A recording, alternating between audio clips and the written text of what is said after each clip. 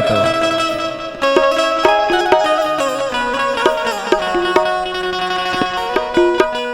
देखिए एगो लड़का जवान भइल बा तो लड़कवा के बाबूजी अगुआ से का कहत रहे, अपन फरमाइश करत रहे, अपन दिल के बात कहत रहे। अगुआ से का कहत रहे, कैसे कहत रहे भैया?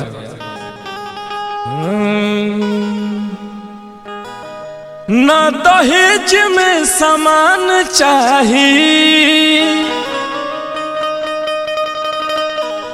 नहीं बाका के मकान चाहिए, कि ना दहेज में सामान चाहिए, नहीं बाका के मकान चाहिए। सुनी अगुआ महान बाटे के आदमान, समझनिया जवान चाहिए।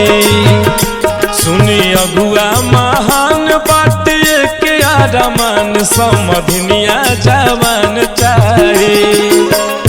ना दहेज में सामान चाहिए, नहीं पाका के मकान चाहिए।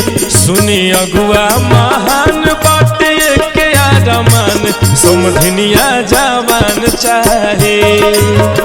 सुनी अगुआ महान बाटे के आदमान, समझनिया जवान चाहिए। क्या बात है?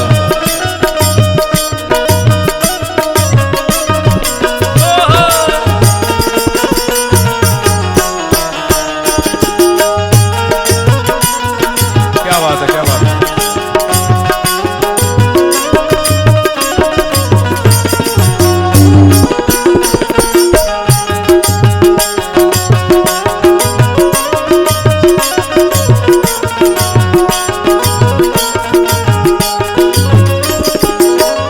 और कहते हैं लड़का के बाबूजी, ना चाही कूलर ना चाही टीवी, पढ़ल लिखल चाही हमारा बबुआ के बीबी।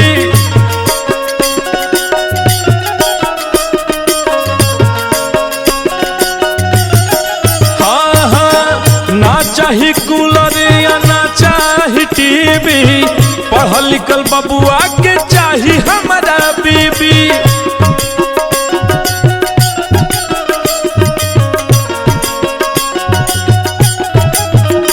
उनकर रूप रूपवान चाहिए, उनकर गुण गुणवान चाहिए। सुनी अगुआ महान बाटे के आदमान, समझनिया जवान चाहिए।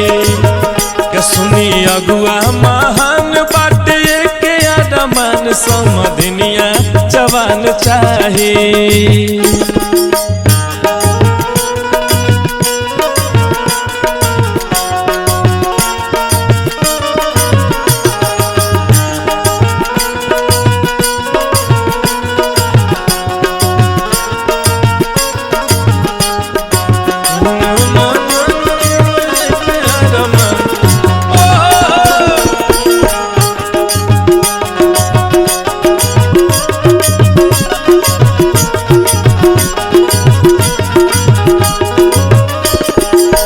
भले दुगो रुपया न मिले दहेज में, बाकी मोर बबुआ के राखे उ कॉलेज में।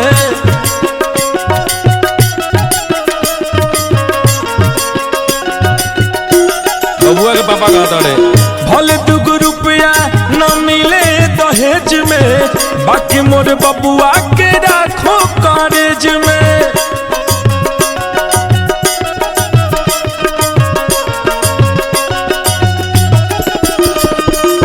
और आगे क्या कहते रहे? निमन कुल खानदान चाहिए, एगो साली सियान चाहिए। निमन महान बाटे के आदमान, समझनिया जवान चाहिए। सुनी अगुआ महान बाटे के आदमान, समझनिया जवान चाहिए। सुनी अगुआ महान बाटे के आदमान, समझनिया जवान चाहिए।